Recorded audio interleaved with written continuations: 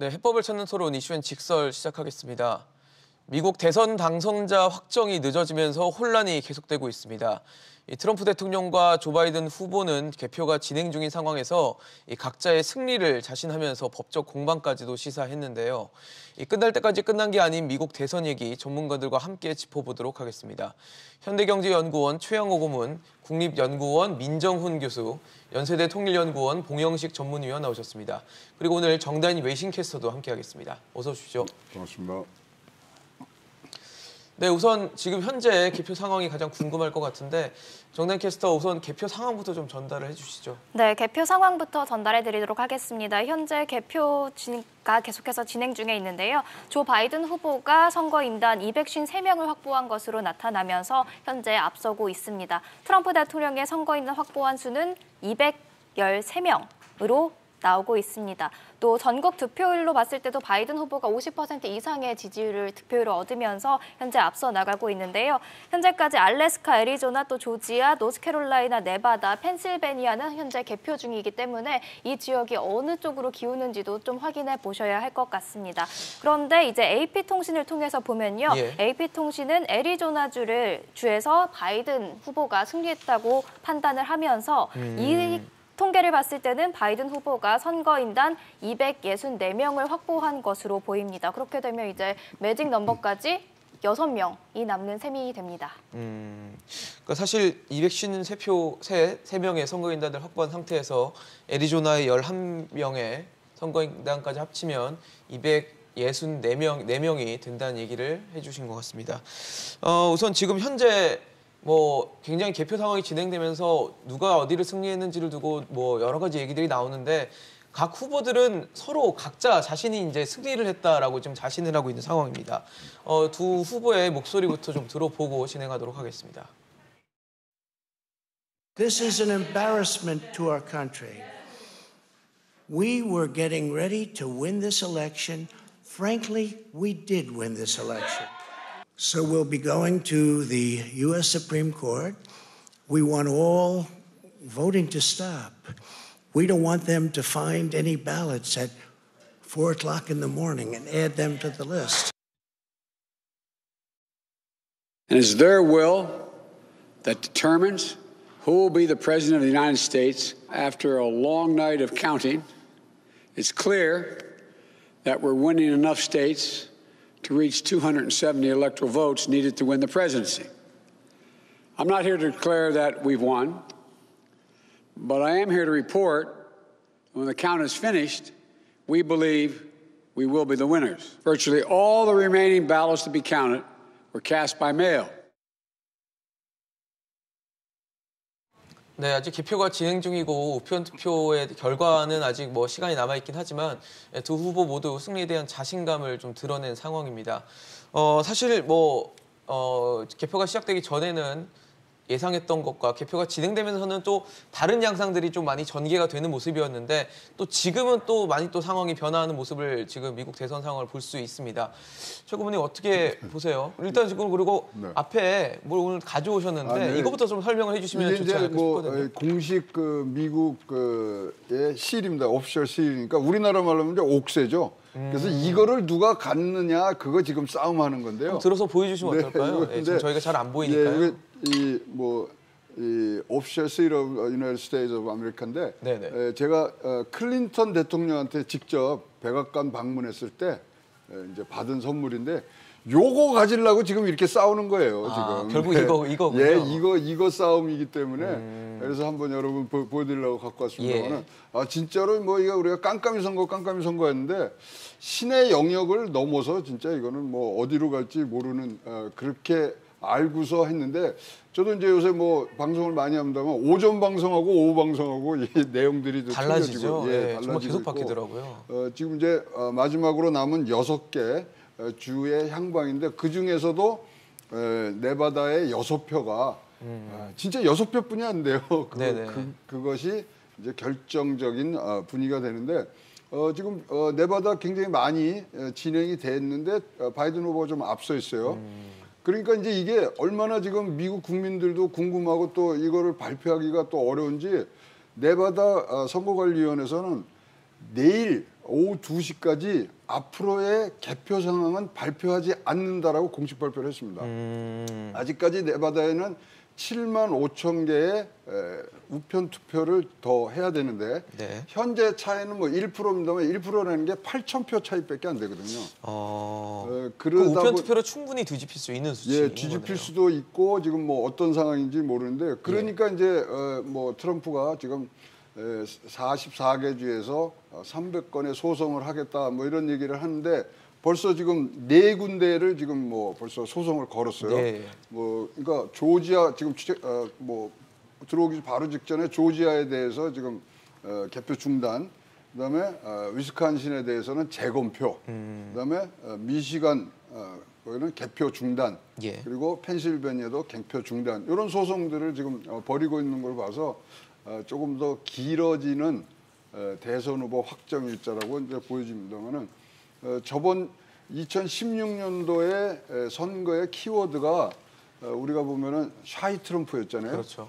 이번 대선의 키워드는 우편 투표라고 우편 투표. 예, 규정을 지을 수밖에 없는 그런 상황으로 좀 가고 있습니다. 네, 봉영식 위원님도 지금 좀 상황을 계속 지켜보고 계셨을 텐데 어떻게 좀 예측을 하고 계십니까? 어느 쪽에 손을 들어주게 될까요? 바이든 후보의 승리가 거의 확실시되고 있습니다. 네바다주의 이제 개표 상황이 잠시 중단이 됐지만 예. 거기에 선거인단이 마침 6명이기 때문에 그렇죠. 현재 확보한 선거인단 숫자의 네바다 선거인단을 합치면은 매직 넘버인 270명. 딱 맞는 딱 맞는 거죠? 숫자거든요. 이렇게 말씀드리는데 여기서는 이제 경합주로 남아 있는 펜실베니아 20인의 선거인단은 상관이 없는 것이죠. 예. 여기다가 펜실베니아의 지금 25% 정도 마지막 사전 투표에서 바이든 후보가 굉장히 약진할 것으로 예상이 되기 때문에 거기서도 역전이 불가능하지는 않습니다. 그렇다면 펜실베니아까지 바이든 후보가 이긴다면은 290대 190 정도요. 그런 정도의 확실한 승리를 거둘 수 있고 펜실베니아 결과에 상관없이도 네바다에서 조 바이든 민주당 대선 후보의 승리가 확실시 되면은 예. 결정되면은 이제 대선은 이제 끝이 납니다. 결국은 지금 네바다의 표심이 어디로 가느냐가 굉장히 중요한 지금 지역이 됐는데 민 교수님 보시기에는 어떠세요? 사실 지금 상황이 굉장히 많이 엎치락뒤치락 하다가 지금 현재 시점에서는 그래도 조 바이든 후보가 조금 더 유리한 고지에 올라 있지 않나라는 생각이 들거든요. 그렇죠. 많이 유력하죠. 두 분 말씀해 주신 것처럼 어제는 현장 투표가 많이 개표가 됐기 때문에 로스트벨트 지역에서 트럼프 대통령이 유리한 모습을 보였고 뭐 여론조사 결과에서 예측이 됐었던 부분입니다. 예. 붉은 신기로 뭐 푸른 신기로 뭐 이렇게 얘기가 많이 됐었기 때문에 그런 부분에서는 예측이 됐었고 그래서 지금 애리조나까지 개표 결과가 나왔다고 승자 바이든 후보가 가져간다고 생각을 한다면 네바다, 펜실베니아, 조지아, 노스캐롤라이나 4주가 남는데 이 4주의 지금 상황을 봤을 때 아무래도 노스캐롤라이나까지는 잘 모르겠습니다만 네. 조지아도 이제 나머지 한 7% 개표에서 애틀란타에서 뒤집을 수 있다면 한 1.6%까지 지지율 격차가 좁혀진 것 같아요. 그렇기 때문에 애틀란타 도심 지역에서 흑인표라든지 진보적인 성향의 표들이 많이 나온다면 가능성이 남아 있고요. 펜실베니아도 격차가 많이 줄었습니다. 그래서 15%까지 벌어졌다가 지금 한 5% 내외까지 내려온 것 같아요. 예. 그리고 한 15%는 더 개표를 해야 되기 때문에 그런 걸 보면 펜실베니아는 워낙 경합주라고 분류가 됐던 지역이기 때문에 바이든 후보가 거기에서 뒤집더라도 박빙으로 뒤집을 거라고 생각하기 때문에 네. 2010년에 재판이 될 수 있지 않을까, 뭐 0.7%, 1% 정도 되지 않을까. 생각을 합니다. 그래서 두 분 말씀해 주신 것처럼 펜실베니아를 바이든 후보가 가져가면 그냥 그거는 뭐 다른 경우에서 필요 없는 거고. 거예요, 그렇죠. 펜실베니아를 못 가져가기 때문에 이제 네바다, 조지아, 노스캐롤라이나 이런 얘기 그렇죠. 우리 월드컵 축구 16강 대진표와 마찬가지입니다. 그래서 꼭 잡아야 될 상대를 못 잡으면 경우의 수가 나오는 것처럼 그렇게 되는 겁니다. 그렇지만 말씀해 주신 것처럼 경우의 수를 따져봤을 때 바이든 후보가 이길 경우의 수가 더 많기 때문에 그리고 보다 하나만 더 가져올 수 있으면 한 개의 주만 거의 더 승리할 수 있으면 바이든 후보는 승리하는 거기 때문에 트럼프 대통령이 그렇지 않거든요. 거의 다 이겨야 되거든요. 네. 그렇기 때문에 그런 부분에서 바이든 후보의 승리가 유력하다 이렇게 생각하고 있습니다. 그러니까 사실 펜실베니아가 예. 20개 그렇죠. 뭐 유권자를 갖고 있기 때문에 선거인단을 갖고 있기 때문에 여기를 가져오면 사실 뭐 이제 뭐 논쟁의 끝납니다. 여지가 거의 없어진다고 봐야 되고. 그럼 이제 거기에 지금 뭐 어떤 변수가 있냐면 우편 투표 미도착분이 59만 장이 아직 11월 6일까지 지금 거기는 포함이 되거든요. 그래서 그 부분에 근데 지금까지 나온 걸로 보면 펜실베니아 앞에서 나온 우편 투표의 지지율을 보면 한 78% 정도가 바이든 쪽에 지금 몰려가고 있는 상황이라서 펜실베니아도 지금 뭐 끝까지 가봐야 되는 이제 상황으로 지금 보여집니다만은 일단 뭐 지금 현재 상황으로는 펜실베니아가 트럼프가 이긴다고 가정하는 것이 조금 더 편한 상태라고 보여지면은 결국은 지금 남아 있는 네바다 여기가 가장 큰 지금 뭐 결정타가. 네바다가 저 선거인단 수가 6명밖에 안 돼요. 그래서 그러니까요. 이 세계 1등의 나라가 선거인단 6표에 따라서 지금 좌지우지되는 부분들이 뭐 그만큼 이 박빙의 선거가 지금 이루어지고 있다고 보여집니다. 그렇죠. 사실 그래서 뭐 선거인단이 많은 뭐 플로리다라든지 그다음에 펜실베니아들이 이제 경합 지역으로 꼽히면서 주목이 됐었는데 현재 시점에서는 지금 말씀을 해주신 것처럼 네바다라는 주가 굉장히 중요한 지금 향방을 가를 수 있는 포인트가 되지 않을까라는 생각이 드는데요. 사실 초반에는 뭐 지금 러스트벨트, 뭐 썬벨트 해가지고 어떻게 표심이 어디로 갈 것인가를 두고 얘기가 많았는데 현재 러스트벨트를 봤을 때 뭐 펜실베니아를 트럼프 대통령이 가져간다고 쳐도 지금 뭐 미시간과 위스콘신을 일단 바이든이 가져오면서 결국은 러스트벨트의 향방이 또 전체 뭐 표심을 가르지 않았나라는 생각도 들거든요. 어떻게 분석하십니까? 예, 저 지난번에 말씀드린 것 같은데 이제 조 바이든 민주당 대선 후보의 캠페인 팀의 전략은 명확했습니다. 그 2016년도에 민주당 대선 후보였던 힐러리 클린턴 후보가 이겼던 주를 다 이기고 트럼프한테 뺏겼던 경합주 일부를 찾아와서 270을 넘는다. 다시 말씀드리면은 펜실베니아의 20명, 그다음에 플로리다 29명 선거인단을 이기지 못하더라도 270이라는 그런 능선을 넘는다. 이런 전략이었거든요. 그래서 계속 추이를 지켜봤는데 처음에는 이제 조 바이든 후보가 패배하는 것이 아닌가 이런 전망을 했던 것은 미시간, 위스콘신에서 초반 개표 때 트럼프 후보한테 상당히 뒤지고 있었습니다. 근데 어젯밤 우리나라 시각으로 10시 반, 11시부터 이제 전세를 역전했죠. 그 우편 투표를 개표하면서. 그래서 어제 사실 오후 중간에는 이제 조 바이든 후보가 뭐 성명을 발표한다고 해서 혹시 너무 이른 시기에 뭐 패배를 인정하는 거 아니냐는 얘기까지도 그런 나왔었잖아요. 얘기까지도 나왔었죠. 근데 메시지 그게 아니라 미국 민주주의의 아름다운 전통인 패자가 승자에게 그 패배를 인정하는 소위 컨세션 스피치라고 그러죠. 그 전화를 해야 되는데 그것을 안 하는 이유가 내가 고집을 부리는 것이 아니라 정말 끝까지 이 선거 결과는 끝까지 모르고 정말 우리가 이길 확률이 남아있기 때문에 승리를 자신하기 때문에 안 한다. 이런 취지의 메시지였죠. 근데 트럼프 대통령은 선거 결과가 벌써 뻔한데 내가 확실히 이겼는데 이 축하 파티도 취소하게 하고 이것은 저쪽에서 발목을 잡는다. 우리가 이긴 선거를 저쪽이 훔쳐가려고 그런다. 이런 얘기를 했지 않습니까? 근데 결과적으로 본다면은 미시간, 위스콘신을 저 바이든 민주당 후보가 결국에는 판세를 뒤집어서 이겼거든요. 그러니까 트럼프 대통령의 말이 판단이 틀렸던 것이고 바이든 후보의 메시지가 정확했던 것이죠. 다시 말씀드립니다만 바이든 진영의 전략은 플로리다의 승리, 펜실베니아 승리에 너무 의지하지 않고 이기는 전략이었습니다. 그 반대는 뭐냐면 그렇기 때문에 트럼프 대통령은 잘 아시겠습니다만 선거 막바지에는 거의 모든 시간을 플로리다에서 보냈습니다. 플로리다에서 29명을 이겼죠. 하지만 그 반대급부는 뭐냐면 트럼프 대통령은 다른 스윙 스테이트, 경합주에서 표를 더 끌어오는 시간을 투자하지 못했던 것이죠. 포기를 했던 거라고 봐도 뭐 과언이 아닐 정도의 상황이 그래서 아리조나, 네바다, 그다음에 위스콘신, 미시간 그리고 아마 모르겠습니다만 조지아, 펜실베니아까지 민주당으로 넘어간다면 이 민주당의 이런 플로리다 함정일까요? 이런 전략이 이제 통한 것이죠. 그럼 일종의 어떻게 보면 또 그 트럼프 대통령의 전략이 지금 이번 결과에서는 크게 효과를 보지 못했다. 어떻게 보면 선택과 집중을 좀 했던 거라고 봐야 될 텐데 그게 결국은 효과를 보이지 못했다라고 좀 분석할 수도 있지 않을까 싶거든요. 생각이 좀 다릅니다. 왜냐하면 이번 선거 유세에서 트럼프 대통령은 전통적인 대면 유세를 이어갔고 예. 바이든 후보는 비대면 유세를 했거든요. 그렇죠. 근데 사실 이게 선거 캠페인에서 비대면 유세라는 것이 얼마만큼 효과가 있을 것인가에 대해서는 확인된 바가 없습니다. 그리고 네.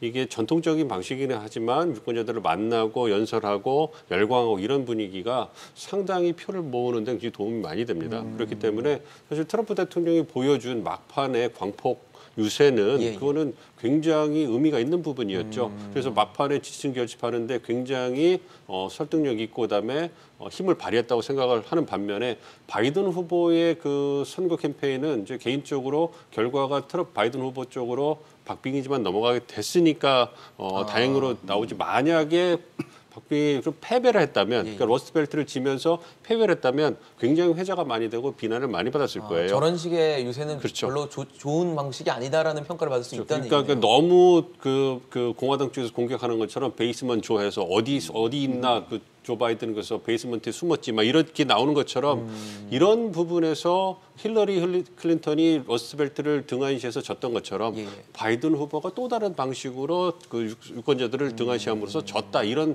비난을 받을 수 있었거든요. 만약에 이번 그 대선 결과에서 썬벨트에서 애리조나가 넘어오지 않았다고 생각을 해보세요. 바이든 후보가 이기지 못했다고 생각. 예, 사실 그 썬벨트 3개 지역은 러스트벨트하고 다르게 여론조사 결과 저 평균 낸 걸 봤을 때 굉장히 박빙이었어요. 그래서 노스캐롤라이나, 플로리다, 애리조나는 애리조나까지. 거기는 트럼프 대통령이 가져가도 전혀 이상하지 않은 지역이었거든요. 그리고 광폭 유세를 통해 가지고 막판에 그걸 좁혀나갔기 때문에 사실 트럼프 대통령에게 시간이 조금만 더 있었으면 저희가 다른 결과를 봤을지도 모르겠습니다. 그러니까 코로나19 때문에 원래 재선이 유력했던 대통령이 대형 논란으로 인해서 박빙의 그런 선거까지 판세가 바뀌었는데 그걸 뒤집기 위해서 광폭응급을 했기 때문에 사실은 선거 전략전에서 본다면 코로나19 대응에 대해서 논란을 제외한다면 전 여전히 트럼프 대통령이 훨씬 더 훌륭한 선거 캠페인을 했다고 생각하고 있습니다. 민 교수님 말씀에 동의하는 부분요. 예. 트럼프 캠프에서는 268개의 전국의 지부를 만들었어요. 거기서 자원봉사자 100명이 가가호호 방문을 해서 했는데 정말 발로 뛰는 방식이었네요. 예, 바이든 쪽에는 그런 것이 없었고 그다음에 이제 또 말씀하신 것 중에 정확히 집어내신 게 뭐냐면 트럼프가 이번에 50개 주를 다 돌아야 되는데 한 번도 발을 안 디딘 주가 16개 주가 있습니다. 거기 3분의 1 정도는 안 간 거네요. 예, 뭐 아예 그냥 캘리포니아는 가지도 않았어요. 근데 제가 만약에 이제 공화당 쪽에서 뭐 백서 쓰는데 한 줄을 써달라 그러면 이제 선거에 대해서 제일 패배의 원인은 애리조나입니다. 여기는 뭐 지난 72년간 민주당 후보가 한 번밖에 당선이 안 된 진짜 이 공화당 텃밭이었거든요. 예. 근데 뭐 최근에 이제 젊은 사람들이 유입이 많았다 뭐 등등 여러 가지들을 합니다만은 여기가 뼈 아프게 아프고요. 또 일견 무슨 얘기를 하냐면 애리조나를 대표하는 정치인이 누구냐면 존 맥케인이에요. 근데 베트남에서 잡혀가서 뭐 한 그 전쟁 영웅이죠. 예. 근데 이제 뭐 이 장례식에 또 이 트럼프 대통령이 초대도 못 받는 그런 사태인데 이 존 맥케인이 사실 반 트럼프의 아주 선봉에 서 있었거든요. 공화당 내부에서도. 그러다 보니까 지금 존 맥케인에 대해서 트럼프가 패배자라는 얘기를 했어요. 뭐 잡혀가서 그런 게 뭐가 영웅이냐 등등에 하면서 지난 6월 달에 맥케인 부인이 네. 바이든 지지로 돌았습니다. 그래서 그런 것들이 사실 백서에 분명히 이제 올릴 것 같고 저는 뭐 만약에 이제 바이든이 승리하게 되면 가장 큰 패배의 원인으로는 애리조나를 뽑을 것 같습니다. 네. 꼽을 수 있다라는 말씀 해주시는군요. 사실 지금 뭐 트럼프 대통령 쪽에서도 승리에 대한 자신감을 어제 굉장히 밝히면서 지금 분위기가 어떻게 돌아갈지도 궁금했었는데 지금 분위기가 트럼프 대통령 쪽보다 아무래도 바이든 후보 쪽으로 좀 쏠리다 보니까 뭐 소송 그리고 또 재검토 얘기까지 하고 있습니다. 지금 현재 상황이 좀 궁금한데 정다인 캐스터 지금 뭐 재검토라든지 소송 관련해서 지금 트럼프 캠프 쪽에서 나온 얘기들이 있나요? 네, 일단은 오늘 오전까지 나온 얘기가 일단 캠프 측에서 나온 얘기는 다인 것 같고요. 다만 외신의 좀 반응을 좀 보자면 네. CNBC가 위스콘신대 법학 교수와 함께 인터뷰를 진행을 했는데 네. 이 법학대 교수가 이런 소송이 근거가 많이 부족해 보인다. 이렇게 발언을 하면서 이거는 진짜 법적 행동을 나서려기보다는 오히려 좀 계산된 액션이다. 이런 식의 반응을 또 취했고요. 또 공화당 측 관계자의 인터뷰가 있었는데 공화당 인사들의 트럼프 대통령에 대한 인내심이 좀 바닥나고 있다. 너무 무리하게 나간 것 아니냐. 이런 반응들도 있다고 합니다. 사실 오늘 바이든 후보가 2차 성명 입장 발표를 낸 것도 트럼프 대통령이 소송을 하겠다, 재검표를 하겠다 이런 반응을 보인 이후에 나온 거였거든요. 네. 그래서 이 바이든 후보 측도 트럼프 대통령의 소송 또는 재검표 논란에 좀 적극적으로 대응할 것으로 보입니다. 사실 트럼프 대통령이 직접 이미 이겼다라는 식으로 발언을 하면서 연방 대법원으로 갈 거다라는 얘기까지 했어요. 아까 앞서 시청자 여러분들과 함께 봤었는데 이렇게 되면은 이번 대선 자체가 연방 대법원의 판단을 받게 되는 그런 상황으로 가게 되는 건지도 좀 궁금하거든요. 어떻게 보십니까? 가능성은 있습니다. 연방 대법원에까지 간 케이스가 있기 때문이죠. 2000년 고와 부시가 네, 플로리다 그 선거가 나중에 결국에는 500표 정도로 차이로 결정이 났는데 그렇죠. 그 재검토 문제를 가지고 연방 대법원에 이제 판결을 받았죠. 거기에 6주가 걸렸습니다. 그래서 지금 걱정하는 것은 플로리다 한 개 주도 아니고 여러 개 주에서 박빙의 승부로 당선자가 결정이 된다면 한쪽에서 또 법적 조치를 취하지 않을까. 그렇게 된다면은 예정된 스케줄대로 대통령이 직무를 1월 20일에 시작하는 게 불가능해지지 않을까. 그래서 공의 하원으로 넘어가는 미국 역사상 2번 있었죠. 1800년하고 1864년에 있었는데 네. 24년에 6대 다 1800년대에 있었거든요. 예. 그러니까. 존 퀸시 아담스 대통령이 그렇게 선출됐는데 그런 예전에 그런 사례를 반복하는 것이 아닌가. 여러 가지 시나리오가 지금 나오고 있습니다. 근데 두고 봐야죠. 첫째는 이제 공화당의 그 트럼프 캠페인의 그 캠페인 매니저 얘기도 이거는 이기고 지는 문제보다 더 중요한 것은 민주주의의 꽃, 핵심은 선거인데 이 유권자의 한 표 한 표가 제대로 반영되어야 된다. 근데 사표가 난다든지 아니면 이게 조작이 된다면 안 되기 때문에 우리는 이런 그 선거제도 공정성을 확보하기 위한 조치를 취할 것이다 이런 얘기를 하거든요. 근데 만약에 그런 것을 받아들일 만한 충분한 근거를 공화당 측에서 제시하지 못한다면은 사실 그렇게 어필을 할 수가 없는 것이죠.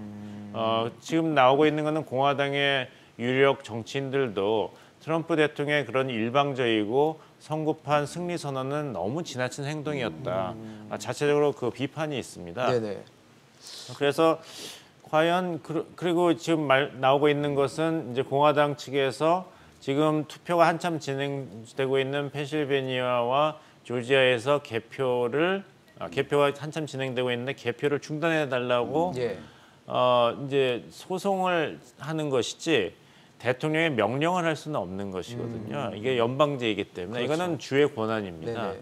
그러니까 아무래도 이제 어떻게 될 것이냐면은 개표는 다 끝나고 이제 주에서 결과를 발표하는데 여기에 문제가 많아서 진 측에서 이제 소송을 제기하면 미국 연방 대법원이 아니라 주의 대법원에서 그 케이스를 받아들일 것인가 받아들이면 이제 심리를 하겠죠. 예. 그래서 재검을 해라 아니면 재검할 이유가 없다 이렇게 얘기하고 거기서 다시 항소를 한다면은 더 높은 단계의 코트 그 법원까지 올라가서 연방 대법원까지 갈 수 있는데 그런 케이스를 받아서 심리를 할지 안 할지는 연방 대법원이 판단할 문제입니다.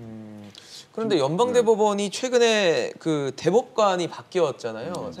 새로운 대법관이 취임을 하면서 뭐 보수 우위로 좀 재편됐다는 평가도 있는 것 같은데 연방 대법원으로 가게 된다면 그게 트럼프 대통령에게 결과적으로 유리한 결과를 나올 수 있게 되는 건지도 좀 궁금하거든요. 가능성이 있긴 하지만 좀 지켜봐야 될 것 같아요. 공학사님 말씀해 주신 것처럼 이게 사실 위스콘신 같은 경우에는 재검표란 말이에요. 그건 2000년도에 있었던 일이기 때문에 1% 격차가 1% 미만이기 때문에 재검표할 수 있고 그 부분에 대해서 연방 대법원도 뭐 손을 들을 수 있습니다. 그렇지만 말씀해 주신 것처럼 이제 그 지방 그 법원에서 이제 그 단계로 올라가지고 뭐랄까 주 대법원까지 가겠죠. 거기서 만약에 불복하게 되면 연방 대법원을 가는데 어쨌든 위스콘신 같은 경우에는 재검표를 요구한 거기 때문에 그 부분에 대해서는 연방 대법원에서 결정을 내릴 수가 있어요. 근데 지금 펜실베니아, 조지아, 미시간 같이 개표를 중단, 그 특정한 시점 이후에 개표를 중단하는 걸 요청하는 것은 이거는 전례를 찾아보기 어렵고 법적 근거가 굉장히 좀 모호하거든요. 취약한, 그리고 네. 펜실베니아 같은 경우에는 그 우편 투표 받는 것을 3일 연장하는 것을 인정을 해줬단 말이에요. 물론 다른 미시간이나 위스콘신 같은 경우에서도 또 다른 표 나왔지만 그거 좀 그 내용이 다릅니다. 그렇기 때문에 연방 대법원이 아무리 보수 성격을 띈다고 하더라도 정치적 중립성에 바탕하고 있고 여론을 중시하고 그리고 무엇보다도 연방 대법원이 정치적 영역에 들어올 때는 뭔가 뭐 시시비비를 가리는 게 아니라 수습하기 위한 차원에서 들어오는 거거든요. 그런 걸 고려한다면 사실 2000년도에도 연방 대법원에서 재검표를 금지한 거는 미국 사회가 워낙 그 분열이 되고 이제 그 혼란스러우니까 더 그걸 막기 위해서 법적으로 마지막 판결을 내려준 거기 때문에 이번에도 연방 대법원이 아무리 보수 성향이라고 할지라도 여론의 추이를 볼 겁니다. 그리고 공화당 내부에서도 비판이 나오는 상황에서 연방 대법원이 자신들의 이념적 성향에 바탕으로 해가지고 뭐 보수적 그 판결을 내린다 이거는 어렵거든요. 그렇기 때문에 사실은 그 만약에 지금 위스콘신 끝나고 미시간 끝나고 펜실베니아 결과가 중요하겠죠. 조지아 결과도 마찬가지로 만약 거기서 박빙이라도 바이든 후보가 승리하게 된다면 그렇게 된다면 트럼프 대통령이 추가적인 어떤 그런 그 주장을 할 명분이 사라지기 때문에 한 발짝 물러서 가지고 조용히 이제 마무리되는 수순을 밟을 가능성도 있다 이렇게 생각하고 있습니다. 근데 대법원 연방 대법원은요 중요한 게 뭐냐면 이제 법관들은 자기 양심에 따라서 판결을 내리겠습니다만은 뭐가 중요하면 6명이 찬성을 해야 심리를 개시를 할 건가 안 할 건가 먼저 정합니다. 아, 심리 전에요? 예, 전에. 그러면 지금 베럿 대법관이 되기 전에 5대3이기 때문에 심리조차도 못하는 상황이었는데 이번에 하여튼 올라가면 심리는 하죠. 판결은 그 법관들의 이제 양심에 따라서 하기 때문에 거기다 얘기를 못 합니다만은 지금 보시면 알겠지만 지금 두 분이 말씀하신 게 이게 소송이 부정선거다가 아니에요.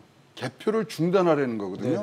개표 중단하려는 의미는 뭐냐면 270석을 도달하지 못하게 하려고 그러는 겁니다. 그래서 공식적으로 당선자 지위에 달하는 그런 지위를 갖는 것 자체를 지금 봉쇄하고 있는 거고요. 그 다음 단계가 지금 이제 부정선거로 이제 갈 수 있는 그것들은 지금 계속 이제 증거들을 모으고 있기 때문에 지금 그러면 이런 것 지금 말씀드리는 것도 굉장히 긴데 앞으로 얼마나 길어지겠습니까? 그러게요. 앞으로도 대선이 끝나도 끝난 게 아닌 그런 상황이 좀 이어질 것 같다는 우려가 되는데 현재 지금 개표 상황 어떻게 되고 있는지 한번 더 체크해보고 진행해보도록 하겠습니다.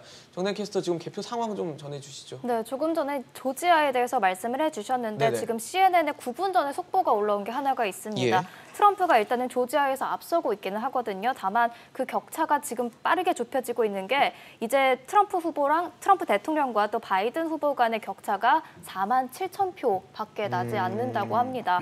그래서 만약에 이 투표가 계속 진행이 되면 바이든 후보가 우위를 다시 차지할 수도 있는 상황인 건데요. 그런데 여기서 또 이제 아까 말씀해 주셨듯이 트럼프 대통령이 조지아주에 대해서도 이제 개표를 중단하라는 그런 소송을 건 상태여서 그 추이를 한번 지켜보셔야 될 것 같고요. 그리고 지금 제일 중요한 게 선거인단 6명이 있는 네바다주 아니겠습니까? 그렇죠. 네바다주에서는 현재 바이든 후보가 앞서고 있습니다. 49.3%의 득표율을 얻고 있는데 트럼프 대통령이 48.7%예요. 그러니까 0.6%포인트 정도 차이가 나는 거여서 이 네바다주가 공화당 쪽으로 갈지 아니면 민주당이 계속해서 지켜낼 수 있을지를 지켜보셔야겠습니다. 네, 중요한 지역으로 저희가 네바다주를 꼽았는데 네바다주는 아직은 좀 결론을 알기는 좀 힘든 그런 정도의 격차를 아주 작게 보이고 있는 상황입니다. 현재 상황이 앞으로 어떻게 진행되는지 계속 저희 이슈인 직설에서 전해드리도록 하겠습니다. 사실 지금 트럼프 대통령이 개표 중단, 재검표에 대한 요구를 하고 소송도 걸고 있는 상황인데 사실 이렇게 됐을 때 좀 걱정이 되는 게 미국에서 또 다른 뭐 불확실성 때문에 뭐 분열이 일어난다든지 거기서 또 소요 사태가 일어난다든지 이런 또 상황으로 이어지게 된다면 또 거기에 대한 우려도 하지 않을 수는 없을 것 같거든요. 공화당 내부에서도 트럼프 대통령의 이제 언사에 대한 비판이 상당히 높아지고 있습니다. 대통령이라면 국가와 사회의 통합을 위해서 노력을 해야 되는데 오히려 이런 분열과 분노에 기름을 붓는 듯한 언사를 하는 것은 옳지 않다. 더더군다나 미국의 아름다운 전통은 평화적인 정권 이양과 승리에 대한 패배자의 승복인데 그렇죠. 그것을 대통령이 어기고 나와서 내가 이번 선거에 개표가 지금 시작도 안 했는데 어디는 내가 선거에 승리했다 이렇게 승리를 먼저 했거든요. 그건 순서에 맞지 않습니다. 그 후보자 하나가 정말 패배를 인정을 하고 그래서 컨세션 스피치라 그러는 이제 패배 승복 그런 메시지를 전화로 승자한테 하고 그 다음에 승리한 후보가 지지자들에게 나와서 서로 축하하고 앞으로 나라를 어느 방향으로 이끌지를 이야기하는 게 순서였거든요. 어떻게 보면 미국의 민주주의를 앞세운 미국의 어떤 아름다운 전통 같은 전통이었죠. 근데 트럼프 대통령 그걸 완전히 무시하고 내가 이겼다 먼저 얘기해 버렸거든요. 근데 트럼프 대통령이 지금 별로 이야기할 근거가 없는 것이 뭐냐면 위스콘신, 미시간이 바이든 쪽으로 넘어갔단 말이에요. 지금 펜실베니아도 모르고 조지아도 경합이 되고 있고. 그러면 그때 트럼프 대통령의 언사가 과연 적절했는가, 합리적이었는가 거기에 대해서 많은 의구심이 따를 수밖에 없는 것이죠. 그리고 지금 그 개표 과정을 중단해달라는 소송을 했는데 사실 어떻게 본다면 이거는 선거, 민주주의에 꽂힌 선거를 방해하는 행위로도 볼 수 있거든요. 투표만이 중요한 것이 아니라 선거는 개표를 하는 것도 중요하지 않습니까? 근데 어떤 결정적인 증거를 제시하지 않으면서 어떤 그 지역적인 그런 주장에 바탕을 해가지고 부정선거의 가능성이 있으니까 조지아에서 지금 개표를 중단해달라. 가능성이 있으니까 펜실베니아에서 개표를 중단해달라. 이게 좀 설득력이 없죠. 왜냐하면 이 주도 그런 개표 과정에서 문제가 있을 수 있고 검표 과정에서의 어떤 착오가 있을 수 있다는 것을 인식하고 나름대로 이런 그 민 교수님께서 얘기한 대로 그 다 절차가 있거든요. 예를 들면은 뭐 아리조나주는 그 승자와 패자 간의 이제 표 차이가 0.1% 이하다 그러면 자동적으로 시키지 않고 소송이 없어도 다 재검표를 하게 돼 있습니다. 다시 봐요. 그런 식으로 다 돼 있거든요. 미시간 같은 경우는 뭐 2,000표 이하의 차이로 승패가 결정되면은 그러니까 주별로 기준이 달라서 그렇지 다시 확인하는 절차가 있는 거예요. 기준이 달라서 그렇지 그 나름대로 자율적으로 그거를 재개표하고 검토하는 과정이 있는데 벌써부터 부정선거라는 전제에서 이런 소송을 제기한다? 그러면은 선거에서 중요한 거는 투표도 중요하지만 개표도 제대로 이루어졌는데 그거를 방해하는 행위로 보여질 수 있는 것이죠. 이렇게 지금 트럼프 대통령이 뭐 소송, 재검표 막 요구하고 이런 상황에서 이제 투표까지 만약에 이제 선거까지 진다면 사실 모양새가 굉장히 안 좋아질 것 같다는 생각은 들거든요. 본인도 그걸 알고 있을 텐데요. 그거를 감안하신 분 같았으면 지금까지 이런 행보를 보이기 쉽지 않았겠죠. 아무래도 그렇네요. 그래서 어떤 그 트럼프 대통령의 입장에서는 그러니까 예상됐던 행보고요. 그러니까 그것이 관례에서 벗어나고 절차를 좀 무시한 부분이 있지만 전략적으로 선거 전략의 측면에서 본다면 그건 한번 시도할 볼 만한 그런 부분입니다. 그런데 이제 그것이 이제 갖고 올 후폭풍이 너무 크기 때문에 반드시 이겨야 되는 것이죠. 그리고 지게 되면 그 후폭풍을 다 껴놔야 되기 때문에 쉽지 않은데 트럼프 대통령은 그런 위험을 감수하면서 뭐 4년 전에도 이제 출마를 했고 당선이 됐고 4년 동안 국정을 운영해 왔기 때문에 그런 부분은 좀 있습니다. 그렇지만 아무래도 좀 씁쓸한 맛을 이제 그 지켜보는 사람 입장에서는 지울 수가 없는데요. 본 박사님 말씀해 주신 것처럼 중요한 것이 사실 선거라는 거는 민주주의 축제입니다. 축제고 정말로 치열하게 경쟁을 하고 그리고 결과에 깨끗하게 승복하고 다음 기회를 다시 한번 노릴 수 있고 그래서 공화당에서 얘기하는 것, 의원이 얘기한 것처럼 선거를 이길 수도 있고 질 수도 있다.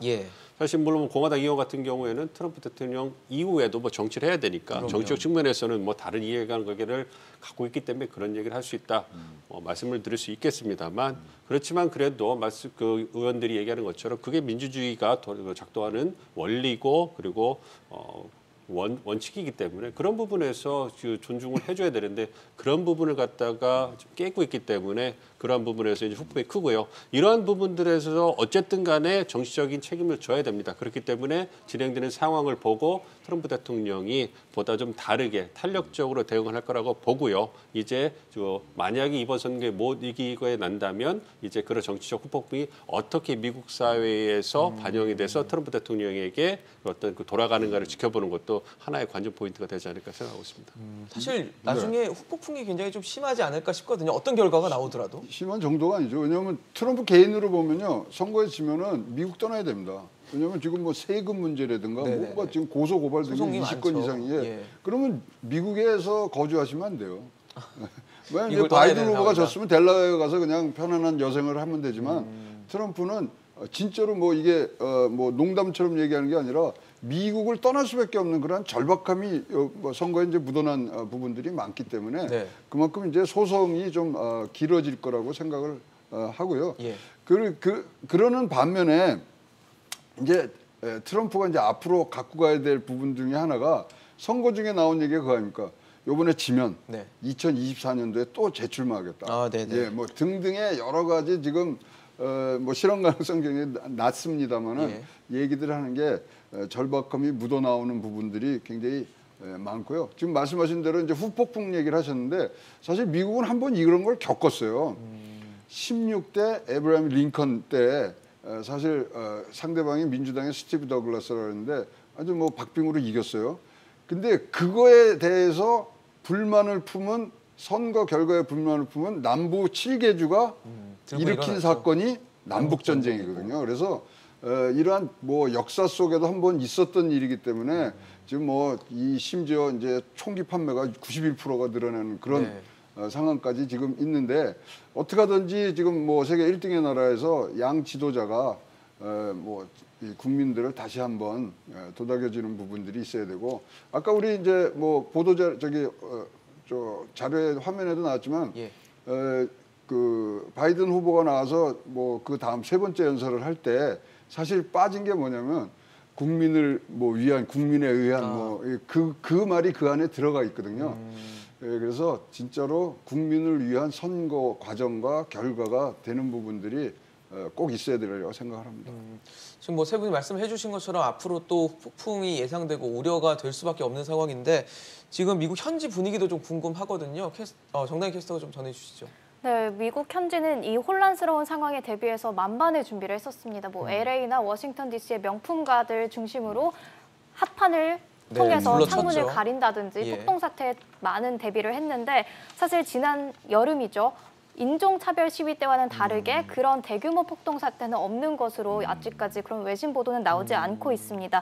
다만 이제 바이든 후보가 트럼프 대통령을 앞서 지르는 일부 지역에서 이 공화당 지지자들이 개표소 앞에 모여서 시위를 하고 있다. 이런 외신들은 종종 보이는데요. 사실 그 시위대를 막기 위해서 개표소에도 창문에도 가림막을 설치했다. 이런 외신 보도가 계속해서 나오고 있습니다.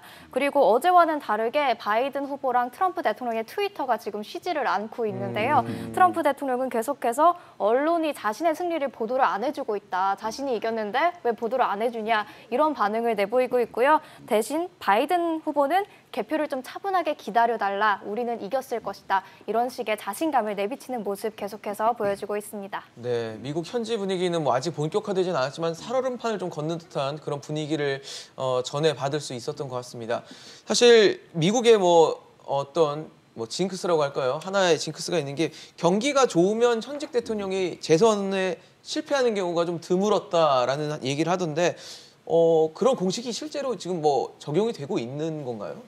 적용이 됐는데 경기가 굉장히 안 좋았지 않습니까? 그렇다면 트럼프 대통령이 박빙이라도 진다면 그 패턴은 계속 유지가 되는 것이죠.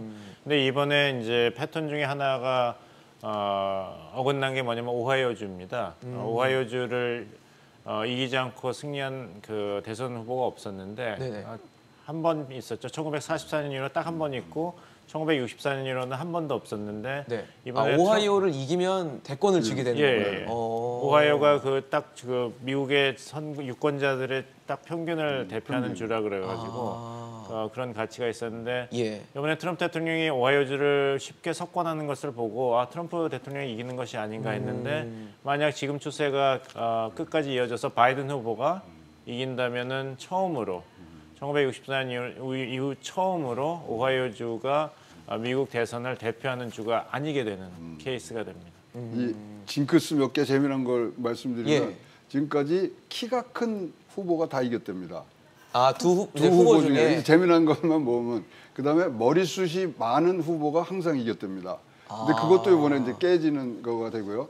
S&P 500이 8월 달에 상승장으로 끝나면 현직이 된다 그랬는데 결과가 이렇게 나오면은 또 그것도 깨지고 그래서 뭐 재미난 징크스들이 깨지는데 이번에 바이든이 만약에 되면 세 가지 기록을 세우는 거죠. 첫째, 전직 부통령이 현직 대통령을 이기는 첫 번째 케이스. 그다음에 지금 말씀하신 경제에 의해서 현직이 떨어진 게 3번 있었는데 이번에 4번째. 경기는 지난 분기 보시면 알겠지만 33.1%로 최고치를 경신했으나 그것이 바뀌는 문제.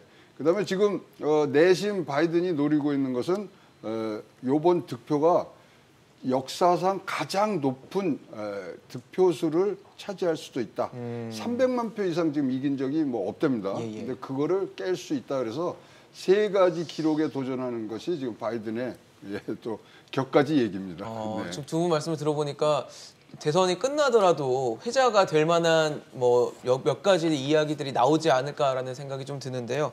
사실 미국이 지금 코로나19 상황이 굉장히 심각하게 좀 진행이 되면서 우리 같은 경우는 뭐 K 방역을 강조하면서 굉장히 방역에 우선을 뒀던 반면에 미국은 많은 유권자들이 지금 가장 원하는 거는 경제더라고요. 우리도 뭐 결국 경제기는 하겠지만 그랬을 때 이런 어떤 경제에 대한 열망 자체가 표심으로 나타났다라고 봐야 될지 어떻게 좀 판단할 수 있을까요? 아까 봉 박사님 말씀해 주셨지만 저희가 이제 대선 결과를 예측할 때 가장 중요하게 보는 그 지표가 두 가지인데요. 대통령 국정운영 지지율하고 미국의 경제 상황입니다. 그 대선 연도에. 사실 코로나19가 올 3월에 미국을 강타하기 전까지 두 가지 지표가 다 트럼프 대통령에게 매우 긍정적이었어요. 지지율도 매우 견고했고 경제 상황도 굉장히 좋았지 않습니까? 네네. 그리고 바이든 후보가 가진 경쟁력이 그렇게 크지 않았기 때문에 이 세 가지 요소를 가지고 예측 모델을 갖다 돌려봤을 때 트럼프 대통령의 재선이 거의 확실시 됐었어요. 그래서 의문을 던지기 힘든 상황이었군요. 10% 이상의 차이로 이길 것이다. 그래서 얘기는 잘 안 하고 있었지만 그렇게 알고 있었는데 그 부분을 갖다가 코로나19가 이제 깨트린 거죠. 코로나19 대응 논란으로 인해서 지지율이 흔들리게 되고 또한 코로나19가 실물 경제를 강타하면서 이제 그 트럼프 대통령이 가장 큰 치적으로 냈었던 경제 상황을 갖다가 흔들어 버리는 거죠. 그래서 판세가 흔들리게 된 거죠. 그래서 제가 생각할 때는 코로나19로 인한 그 후폭풍, 그러한 결과가 트럼프 대통령이 유리했던 판세를 지금의 어떤 접전 양상으로 끌고 내린 게 아닌가. 그렇게 본다면 나중에 보다도 이제 더 엄격하게 그 경험적 분석을 해봐야 되겠습니다만 아무래도 그 코로나19가 갖고 온 그런 파장이 한 트럼프 대통령한테 10% 정도의 어떤 지지율을 까먹은 게 아닌가, 그 득표를 까먹은 게 아닌가 좀 생각을 하고 있습니다. 그렇기 때문에 사실 그 우리나라 같은 경우에는 말씀해 주신 K 방역 때문에 성공적인 K 방역으로 인해 가지고 어떤 그 현 정부가 어떻게 보면 그 크레딧을 받은 상황인데 미국도 그렇게 될 수가 있었어요.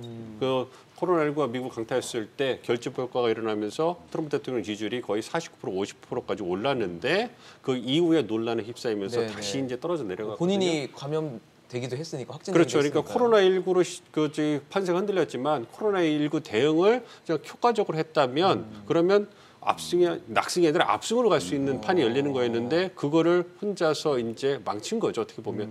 근데 바이든 후보는 옆에서 그걸 지켜보면서 가만히 있다. 어떻게 보면은 굉장히 좀 무임승차한 측면도 굉장히 있다. 이런 생각이 듭니다. 그래서 코로나19로 시작해서 코로나19로 끝난 그런 선거라 그렇게 생각하고 있습니다. 근데 요번에 하여튼 확실한 거는 코로나19 말씀하시니까 근데 이 여론조사 우리가 다시 한번 봐야 돼요. 이게 진짜로 뭐 했는데 코로나19에도 불구하고 취임할 때 43%였는데요. 지금 찾아보세요. 아직도 43%입니다. 지금 말씀하신 대로 10% 이상은 빠진 것 같거든요. 근데도 여론조사는 계속 43%로 나오는 그렇다면 부분들. 그 얘기는 빠지지 않았다면이라는 가정이 좀 가능하게 하는 거 아닌가요? 그러니까 뭔가 지금 여론의 샘플이 잘못됐든지 뭐가 지금 잘못되어 있는 부분들이 있고요. 제가 뭐 계속 본 게 걱정됐던 게 텍사스거든요. 텍사스, 조지아, 오하이오 이거 다 박빙인데 질 거라 뭐 얘기를 한 부분들이 많았었는데 결과 나오는 거 보면 이렇게 또 다른 결과들이 나오는 걸 봐서는 여론조사 우리 진짜 믿어야 되는지 지지율 믿어야 되는지 이거 진짜로 잘 모르겠습니다. 지난 대선에서도 여론조사 측정이 잘못됐어서 그때는 뭐 거의 진짜로 그거는 뭐 낙제 점수를 받았고요. 그나마 잘 맞았던 게 구글 트렌드인데 네. 구글 트렌드도 요번에 바이든이 이기면 또 그것도 또 다른 얘기가 지금 또 되기 될 수도 때문에 있겠네요. 야 진짜 숨은 뭐 샤이 트럼프라 그러는데 샤이 트럼프가 뭐 적어졌다 그렇게 판단하는데 저는 그렇게 생각 안 합니다. 더 많아졌는데 더 꽁꽁 숨었다. 더 그렇게 숨었다. 예, 더 숨어서 이런 결과를 지금 나타내고 있다고 보여지고요. 야, 앞으로 여론조사 이거 어떻게 해야 되고 어떻게 믿어야 될지 지금 뭐 큰 퀘스천 마크를 남긴 여론조사도 좀 선거랍니다. 변화가 좀 필요한 그런 시기가 아닐까라는 생각이 좀 드네요. 사실 미국 대선이 지금 아직도 뭐 확실한 결론을 내지 못하면서 계속 혼탁 양상을 보이다 보니까 이 금융시장도 굉장히 민감하게 반응을 하고 있는데 지금 시장 반응을 좀 전해주시죠. 네, 사실 오늘 뉴욕 증시가 크게 급등을 했습니다. 특히 나스닥 지수가 4% 가까이 오르면서 기술주가 랠리를 보이기도 했는데요. 네. 사실 기술주 같은 경우에는 민주당이 모두 차지하는 백악관과 미 상하원을 모두 차지하는 블루웨이브가 될 경우 규제 압박을 우려하면서 조금 조정을 받았던 부분이 있는데 예. 오늘 이 상원과 하원 투표 결과도 지금 보시면요. 상원은 공화당이 가져갈 것으로 예상이 되고 있습니다. 그렇다 보니까 블루웨이브가 없을 거다. 이런 예상 때문에 IT 관련주가 특히 랠리를 보이지 않았나 하는 결과가 있습니다. 네.